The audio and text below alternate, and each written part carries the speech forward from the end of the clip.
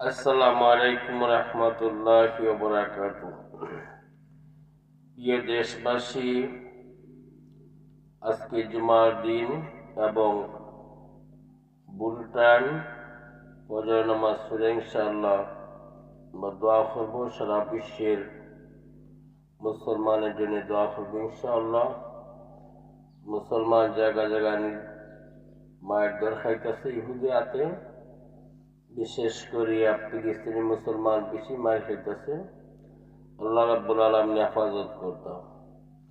এবং পার্শ্ববর্তী রাষ্ট্র আমার ভারত, ইহুদি মোদি বেশি মারধর করতেছে, মুসলমানের আক্রমণ করতেছে, মসজিদ মাদ্রাসা আক্রমণ করতেছে। আমরা বিশেষ করে দোয়া করব, আমার বাংলাদেশের জন্য দোয়া করব, আমার স্বাধীন বাংলাদেশের জন্য দোয়া করব, যাতে যে বিগত ইহুদি ছিল 15-16 বছর বাংলাদেশের স্বৈরাচারী করছে, গুম খুন ডাকাতি বিভিন্ন নির্যাতন করছে, মারধর করছে, লক্ষ লক্ষ মানুষ মারধর করছে, গুম খুন করছে।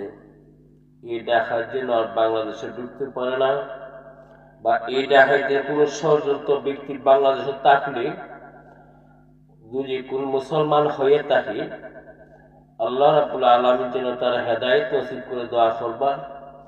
আর যদি তার হেদায়েত না থাকে, তাহলে সে তারা আল্লাহর শক্তি বাতিল করতা, নিফাত করতে দোয়া করবা। আর আমার স্বাধীন বাংলাদেশে মেজে হাজার হাজার ছাত্র জনতা কষ্ট করছেন, তারা তাজা রক্ত জমিন ডালছেন, দাঁড়িয়া বাংলাদেশকে স্বাধীন করছে, যেন আল্লাহ রাব্বুল আলামিন রক্ষা করে।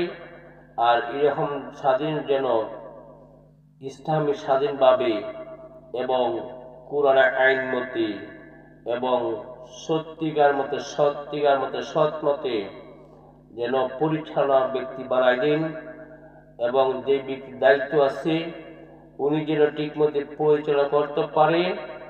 আমরা দোয়া করবো ইনশাআল্লাহ, আল্লাহ রাব্বুল আলামিন কবুল করতে আমিন।